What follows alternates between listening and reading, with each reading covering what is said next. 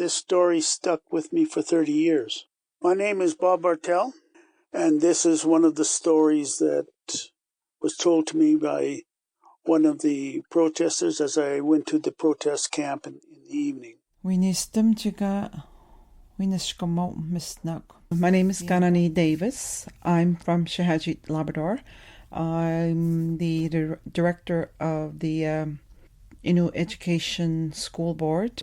We co-published the book. When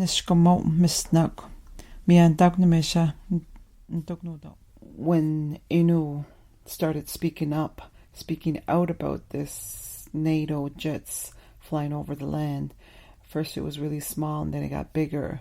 So it was a story about determination, and I hope that students and children see that Innu people never gave up. They continued to fight, and they continued to protest, even though people kept getting arrested, and eventually they were heard. It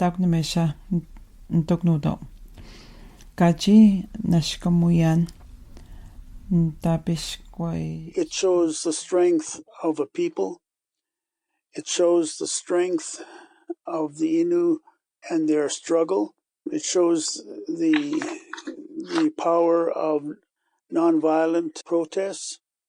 And I think this is a very important thing to be learning as we work on climate change and the protest that will be required to get something done.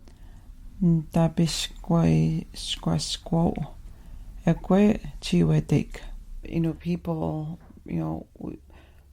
we continue to talk about this destruction that was going on our land and in the country, low-level flights happening, and they were growing. You could see the number of jets that were taken off and flying over our land, and during the time when it was hunting season.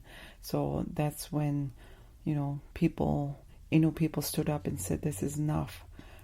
We've got to make a stand."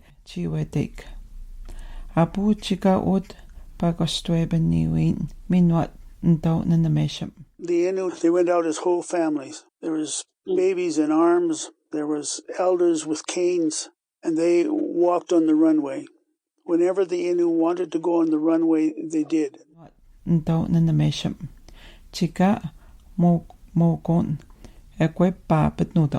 When the fence came down, there was barbed wire to go over again, to cross, but this time we put the carpet over the barbed wire so no one could get cut. And I had my son with me. He was 1 year old, and then they said, "Okay, run across." So we all ran across the rug, the carpet, and then started running on the runway, and we just sat in the middle of the runway so that no jets were going to take off. My culture has to learn to listen to the people who are keepers of the earth.